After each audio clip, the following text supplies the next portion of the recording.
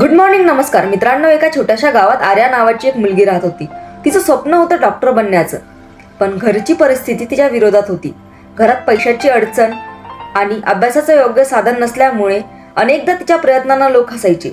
पण आर्याने ठरवलं होतं की मी हार मानणार नाही आणि डॉक्टर बनूनच राहणार. त्याच्यामुळे ती सातत्याने अभ्यास करायची आणि शाळा सुटल्यानंतर उरलेल्या वेळात गावातल्या छोट्या दवाखान्यामध्ये डॉक्टरांकडे काम करायला जायची. त्या डॉक्टरांकडून ती अनेक छोट्या मोठ्या गोष्टी शिकून घ्यायची.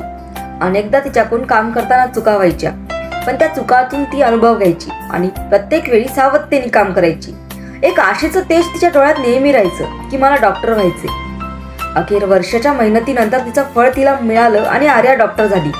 पण आयुष्यात पुढे गेल्यानंतर सुद्धा ही गोष्ट ती कधीच विसरली नाही की तिच्या यशाचं मुख्य कारण म्हणजे तिची चिकाटी, तिचा अनुभव, तिची सावधता आणि तिची आशा ही आहे. एक गोष्ट नेहमी लक्षात ठेवा, आयुष्यात जर तुम्हाला यशस्वी व्हायचं असेल तर चिकाटीला तुमचा मित्र माना, अनुभवाला तुमचा सल्लागार माना, सावधतेला तुमचा बंधू माना आणि आशेला तुमची संरक्षण देणारी बुद्धी माना. आपला दिवस शुभ असो.